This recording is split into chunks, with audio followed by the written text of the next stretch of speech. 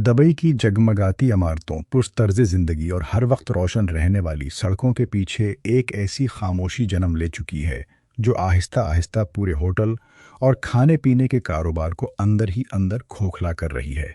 दुनिया ने हमेशा दुबई को खुशहाली, दौलत, ऐश व आराम और कभी न सोने वाले शहर के तौर पर देखा, मगर आज इसी शहर में ऐसे मनाजिर देखने को मिल रहे हैं जिनका चंद बरस पहले तसव्वुर भी नहीं किया जा सकता था।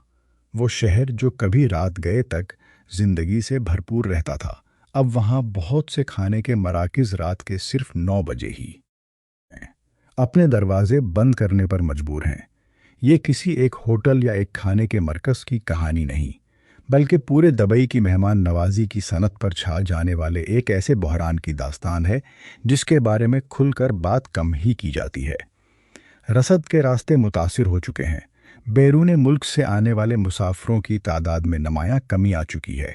कारोबारी अखराजात मुसलसल बढ़ रहे हैं और खाने के मराकज़ के मालकान अपने इदारों को ज़िंदा रखने के लिए अपनी ही तनख्वाहों में कटौती करने पर मजबूर हैं। सवाल यह है कि आखिर वो शहर जिसे दुनिया मशरिक़े वस्ता की कामयाबी की अलामत समझती थी, आज इस नाजुक सूरत हाल तक कैसे पहुंच गया? आइए इस पूरे मामले को तफसील से समझते हैं। दुबई के मारूफ फ़नून लतीफ़ा के इलाके में एक मेक्सिको तर्ज के खाने का मरकज़ कायम है जिसे शाहलाश चलाती हैं। कई बरसों तक ये जगह हमेशा लोगों से भरी रहती थी। शाम ढलते ही यहाँ आने वालों का रिश लग जाता। मेज़ें पहले से महफूज करानी पड़तें और हर तरफ रौनक ही रौनक दिखाई देती थी। लेकिन आज सूरत हाल बिल्कुल मुख्तलिफ है।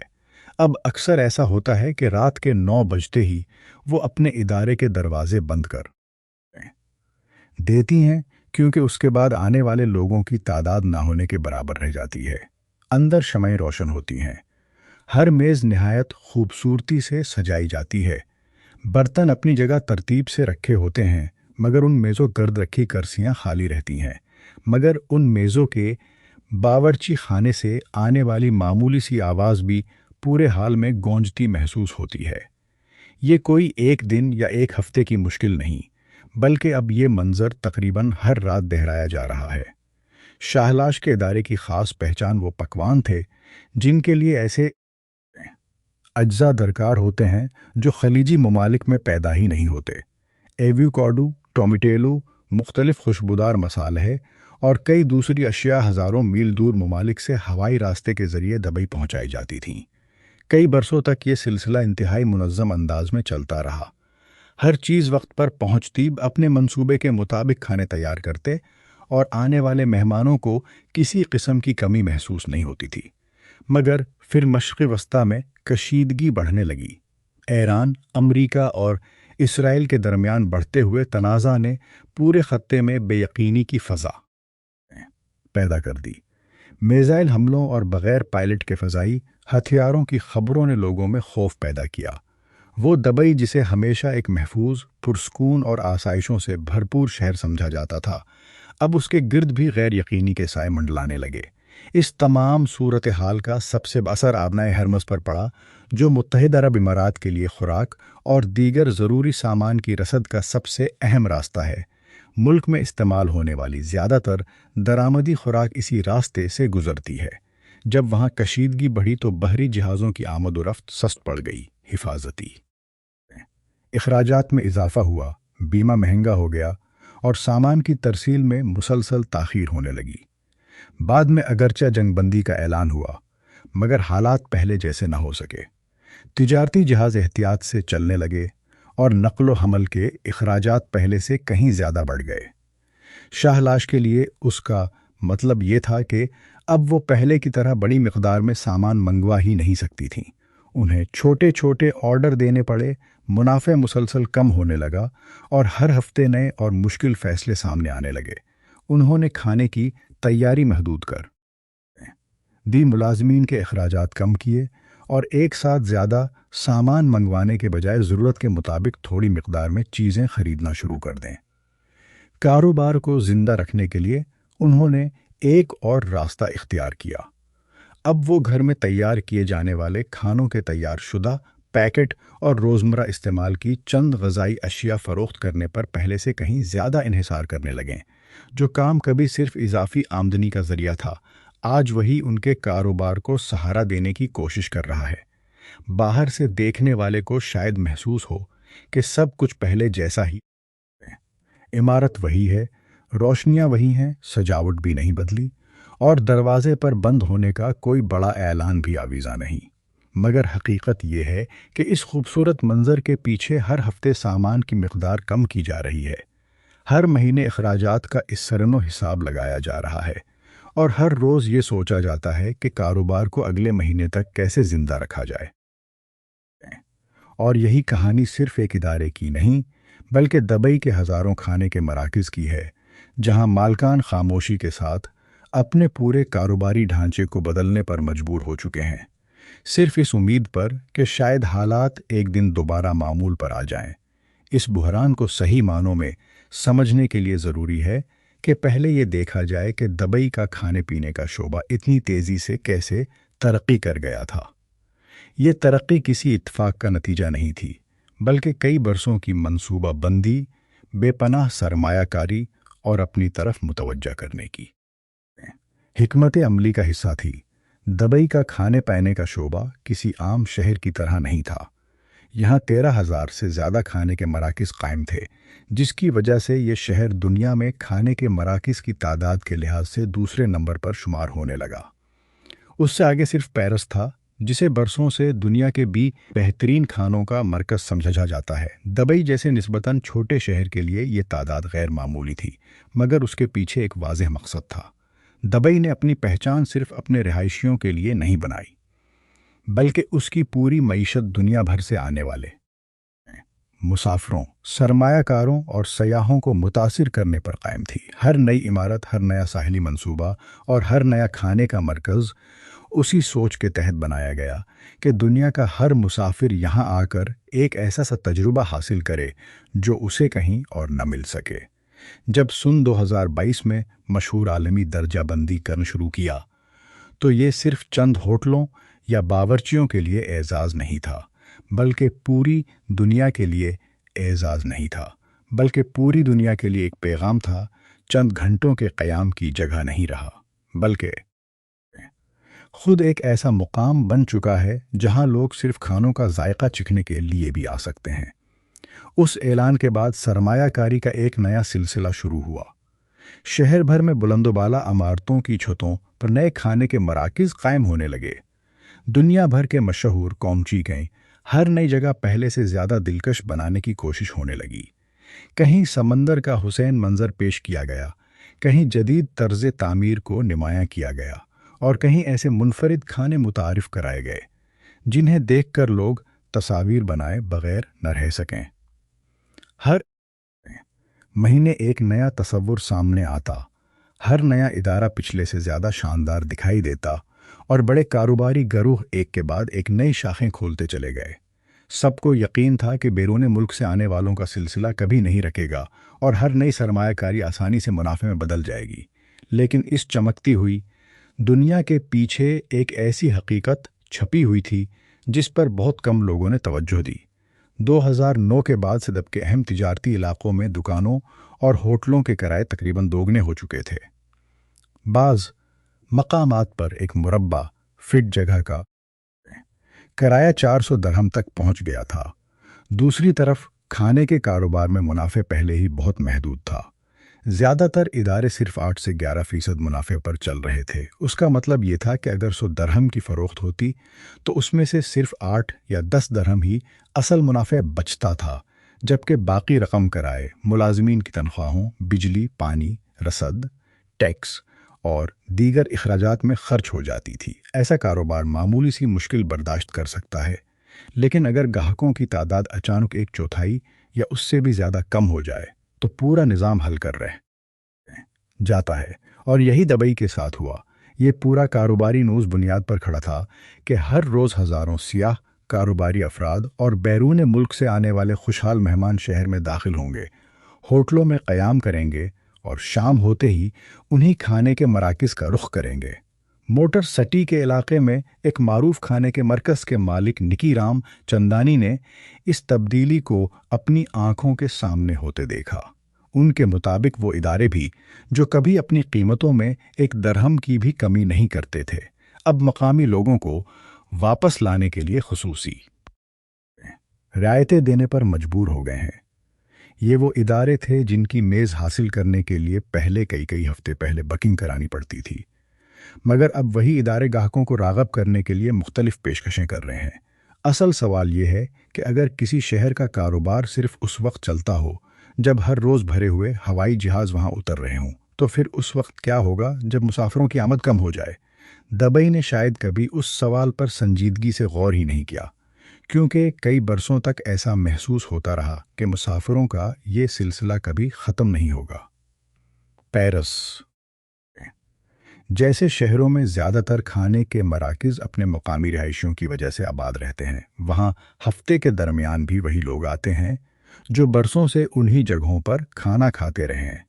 مگر دبئی میں صورتحال مختلف تھی۔ یہاں بے شمار ادارے ایسے تھے جن کا پورا انحصار بیرون ملک سے آنے والے لوگوں پر تھا۔ ان میں سے بہت سے مراکز کبھی اس سوچ کے ساتھ قائم ہی نہیں کیے گئے تھے کہ آس پاس رہنے والے خاندان یا مقامی لوگ ان کے مستقل گاہک بنیں گے۔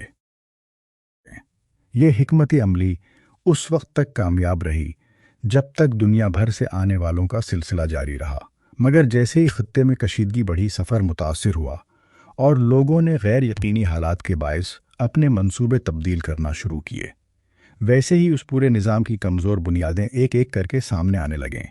حقیقت یہ ہے کہ اس بحران کی وجہ صرف جنگی حالات نہیں تھے۔ اصل مسئلہ یہ تھا کہ پورا کاروباری ڈھانچہ ایک ہی سہارے پر کھڑا تھا۔ جیسے ہی وہ سہارا کمزور ہوا، دبئی کے ہزاروں کھانے کے مراکز نے پہلی مرتبہ محسوس کیا کہ صرف شاندار عمارتیں، خوبصورت سجاوٹ اور عالمی شہرت کاروبار کو ہمیشہ زندہ نہیں رکھ سکتے اگر مستقل آنے والے گاہک موجود نہ ہوں۔ اب آئیے اس پورے کاروباری نظام کے اس مشکل حساب کو سمجھتے ہیں جس نے دبئی کے ہزاروں کھانے کے مراکز کو خاموشی کے ساتھ مالی بحران میں دھکیل دیا ہے۔ بظاہر کسی ادارے کے دروازے کھلے ہوتے ہیں، روشمین اپنی جگہ موجود ہوتے ہیں اور ہر چیز معمول کے مطابق دکھائی دیتی ہے، مگر پردے کے پیچھے روزانہ ایسا حساب لگایا جا رہا ہوتا ہے جس میں ہر گزرتے دن کے ساتھ نقصان بڑھتا جا رہا ہے۔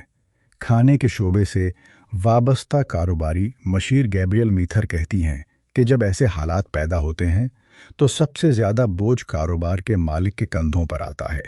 ہر شخص اپنی رقم، اپنا کرایہ، اپنی تنخواہ اور اپنی ادائیگی وقت پر مانگتا ہے، مگر کوئی یہ نہیں پوچھتا کہ مالک خود کس ذہنی دباؤ سے گزر رہا ہے۔ مسلسل نقصان برداشت کرنا کسی بھی کاروبار کے لیے زیادہ عرصے تک ممکن نہیں رہتا۔ موٹر سٹی میں کھانے کے مراکز چلانے والے نکی رام چندانی بھی اسی حقیقت کی نشاندہی کرتے ہیں۔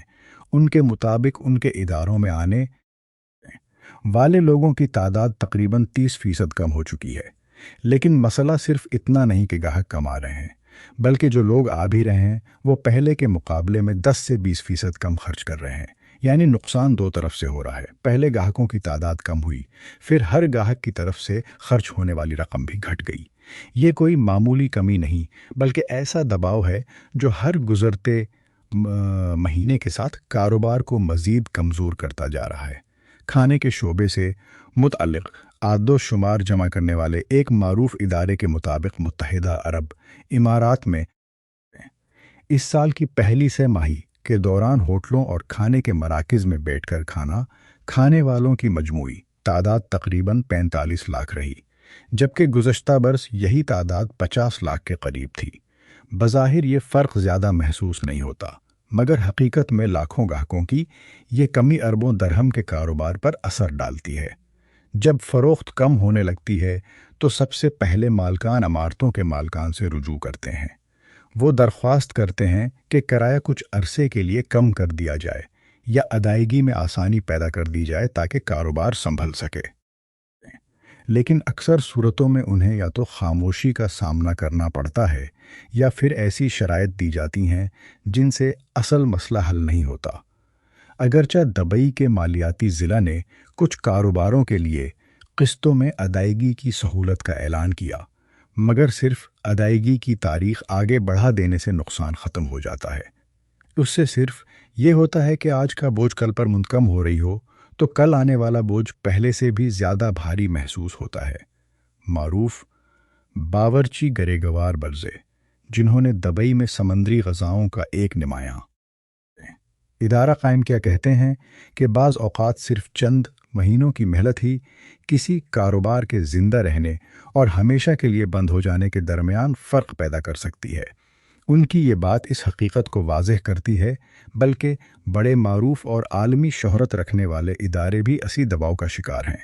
کھانے پینے کا شعبہ صرف چند عمارتوں یا چند مالکان کا نام نہیں، اس شعبے سے ہزاروں باورچی، خدمت گار، صفائی کرنے والے، کارکن، سامان پہنچانے والے افراد، کسان، درآمد کنندگان اور بے شمار خاندان وابستہ ہیں۔ اگر ایک بڑا کھانے کا مرکز بند ہوتا ہے تو اس کا اثر صرف اس کے مالک تک محدود نہیں رہتا، بلکہ اس سے جڑی پوری معاشی زنجیر متاثر ہوتی ہے۔ مگر اس وقت سب سے بڑی مشکل یہ ہے کہ ان مسائل میں سے اکثر کسی ایک مالک کے جلدی نہیں لا سکتا۔ کوئی رعایت دے کر سمندر میل اقوامی کشیدگی ختم نہیں کر سکتا، کوئی اشتہار چلا کر بین الاقوامی کشیدگی ختم نہیں کر سکتا، کوئی خصوصی پیشکش دے کر خوراک کی بڑھتی ہوئی قیمتوں کو واپس کم نہیں کر سکتا۔ اسی لیے آج دبئی کے بے شمار کاروباری مالکان رہے ہیں، وہ ہر غیر ضروری خرچ کم کر رہے ہیں، ہر ممکن حد تک اخراجات میں کمی لا رہے ہیں، عمارتوں کے مالکان سے رعایت کی درخواست کر رہے ہیں، اور صرف اس امید پر اپنے کاروبار کو چلائے ہوئے ہیں کہ شاید حالات جلد معمول پر واپس آ جائیں۔ لیکن ہر گزرتا دن ان کے لیے ایک نئے امتحان کی صورت اختیار کرتا جا رہا ہے، کیونکہ اخراجات اپنی جگہ برقرار ہیں جبکہ آمدنی مسلسل سکڑتی جا رہی ہے۔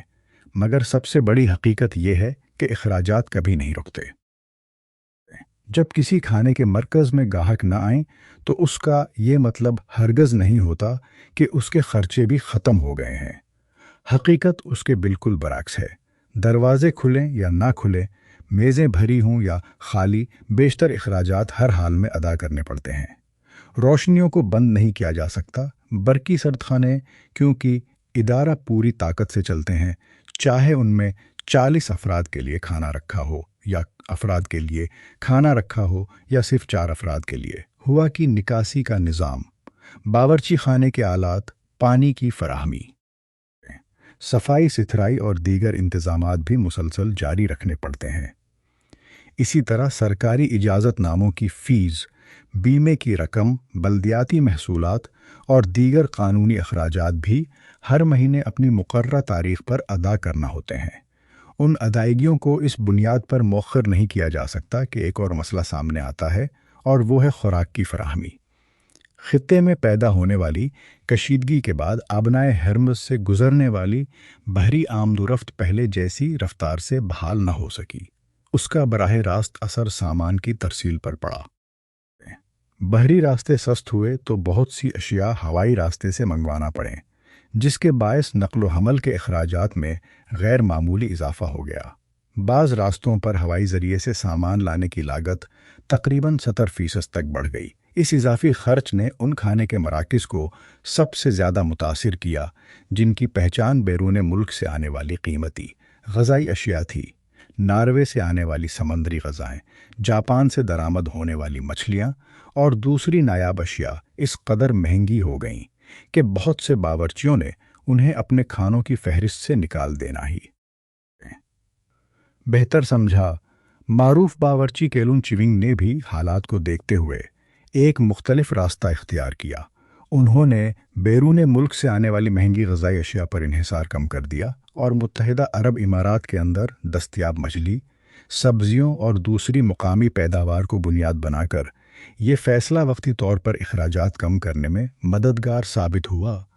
لیکن اس کے ساتھ ایک اور مشکل بھی پیدا ہوئی۔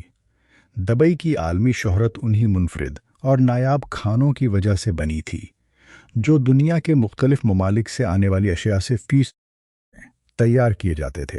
اب اگر وہی اشیاء دستیاب نہ رہیں تو کھانوں کا ذائقہ، معیار اور انفرادیت بھی متاثر ہونے لگتی ہے۔ یعنی اگر باورچی اپنے کھانوں کی فہرست مختصر کریں تو ادارے کی پہچان کمزور پڑنے لگتی ہے، اور اگر وہ پہلے والی فہرست برقرار رکھیں تو بڑھتے ہوئے اخراجات ان کا منافع ختم کر دیتے ہیں۔ یہ ایک ایسا فیصلہ ہے جس میں دونوں راستے مشکل ہیں۔ دوسری طرف بجلی کے بل مسلسل بڑھ رہے ہیں۔ باورچی خانہ بند نہیں کیا جا سکتا کیونکہ اگر اچانک گاہک آ جائیں تو کھانا تیار ہونا چاہیے۔ سرد خانے بند نہیں کیے جا سکتے کیونکہ ان میں موجود خوراک خراب ہو جائے گی۔ صفائی، نگرانی اور دیکھ بھال کا عمل بھی ہر روز اسی طرح جاری رکھنا پڑتا ہے۔ اس کے ساتھ ایک اور مسئلہ خوراک کے ضائع ہونے کا بھی ہے۔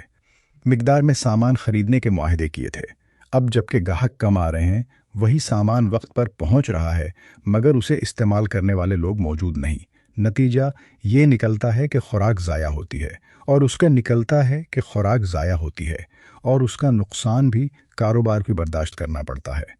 بہت سے مالکان نے اس بحران سے نکلنے کے لیے مختلف راستے آزمائے۔ کسی نے قیمتیں کم کر دیں، کسی نے گھروں تک کھانا پہنچانے والی خدمات سے معاہدے کیے اور کسی نے اپنے کھانوں کی فہرست مختصر کر دی تاکہ اخراجات کم کیے جا سکیں۔ لیکن ان تمام کوششوں کے باوجود بنیادی مسئلہ اپنی جگہ موجود رہا۔ جب شہر میں آنے والے مسافروں کی تعداد ہی کم ہو جائے تو صرف رعایتیں یا نئی پیشکشیں کاروبار کو پہلے جیسی رفتار نہیں دے سکتے۔ صورتحال یہاں تک پہنچ چکی ہے کہ دبئی کے کئی بڑے اور معروف ہوٹل بھی اپنے بعض حصے عارضی طور پر بند کرنے پر مجبور ہو گئے ہیں۔ جب بڑے ہوٹل اپنی سرگرمیاں محدود کرتے ہیں تو ان کے اندر موجود کھانے کے مراکز بھی براہ راست متاثر ہوتے ہیں۔ گاہک کم ہو جاتے ہیں، آمدنی گھٹ جاتی ہے اور اخراجات پہلے کی طرح برقرار رہتے ہیں۔ اس بحران کا ایک اور خطرناک پہلو یہ بھی ہے کہ تجربہ کار باورچی، منتظمین اور ہنرمند ملازمین اب ایسے ممالک کا رخ کر رہے ہیں جہاں مہمان نوازی کا شعبہ نسبتاً زیادہ مستحکم ہے۔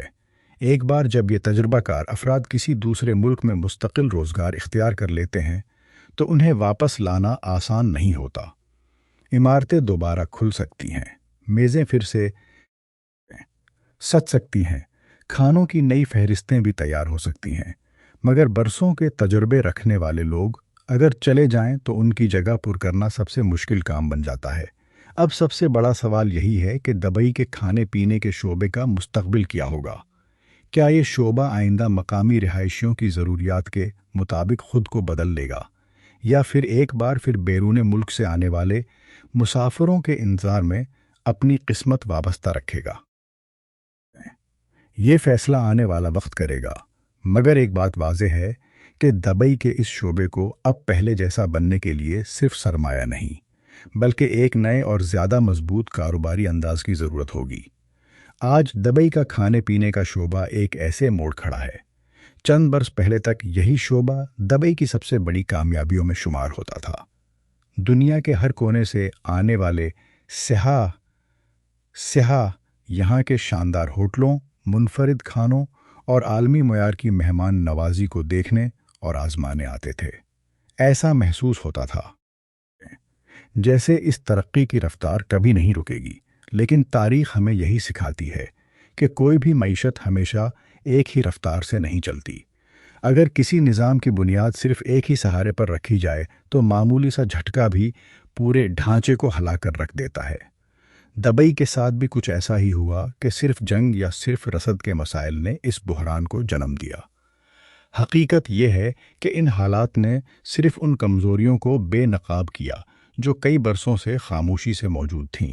جب سیاحوں کی تعداد کم ہوئی، درآمدی سامان مہنگا ہوا اور کاروباری اخراجات میں مسلسل اضافہ ہونے لگا تو وہ ماڈل جو ہمیشہ ہوئی آمدنی پر قائم تھا لڑکھڑانے لگا۔ آج بہت سے مالکان منافع کمانے کے لیے نہیں بلکہ صرف اپنے ادارے کو زندہ رکھنے کے لیے جدوجہد کر رہے ہیں۔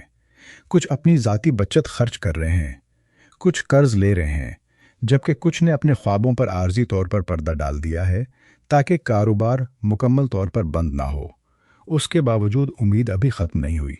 کئی ادارے مقامی پیداوار کو فروغ دے رہے ہیں، کچھ اپنے اخراجات کم کرنے کے نئے طریقے تلاش کر رہے ہیں، جبکہ کچھ ایسے کھانے متعارف کرا رہے ہیں جو کم لاگت کے باوجود اعلیٰ معیار برقرار رکھ سکیں۔ اگر یہی رجحان جاری رہا تو ممکن ہے آنے والے برسوں میں دبئی کا کھانے پینے کا شعبہ پہلے سے مختلف ضرور ہو، مگر زیادہ مضبوط بنیادوں پر دوبارہ کھڑا ہو جائے۔ لیکن اگر حالات میں بہتری نہ آئی، سیاحوں کی تعداد پہلے جیسی نہ ہوئی اور کاروباری اخراجات اسی رفتار سے بڑھتے رہے، تو خدشہ ہے کہ مزید کئی معروف کھانے کے مراکز اپنے دروازے ہمیشہ کے لیے بند کر دیں گے۔ دبئی کی چمکتی ہوئی عمارتیں، روشن سڑکیں اور پرتعیش طرز زندگی آج بھی دنیا کو اپنی طرف متوجہ کرتے ہیں، مگر ان روشنیوں کے پیچھے ہزاروں کاروباری افراد ایک ایسی جنگ لڑ رہے ہیں جو شاید عام لوگوں کو نظر نہیں آتی۔ یہ جنگ ہتھیاروں کی نہیں، بلکہ بڑھتے ہوئے اخراجات، کم ہوتی آمدنی، مہنگی رسد اور غیر یقینی مستقبل کے خلاف ہے۔ اب اصل سوال یہ ہے کہ کیا ایک بار پھر اپنے کھانے پینے کے شعبے کو پہلے جیسی کامیابی دلا سکے گا؟ کیا یہ شہر صرف بیرون ملک سے آنے والے مسافروں پر انحصار کرنے کے بجائے ایک زیادہ مضبوط اور متوازن نظام قائم کرے گا؟ یا پھر یہ بحران آنے والے برسوں میں مزید گہرا ہوتا جائے گا؟ آپ کی اس بارے میں کیا رائے ہے؟ کیا آپ کے خیال میں دبئی کا کھانے پینے کا شعبہ دوبارہ اپنی پرانی شان حاصل کر لے گا، یا پھر یہ ایک نئی حقیقت کے ساتھ خود کو بدلنے پر مجبور ہوگا؟ اپنی رائے ضرور لکھیے، اور اگر آپ کو یہ معلومات مفید لگیں تو ویڈیو کو پسند کریں، اپنے دوستوں کے ساتھ شیئر کریں، اور ایسے ہی حقائق پر مبنی مزید ویڈیوز کے لیے ہمارے چینل کو ضرور سبسکرائب کریں۔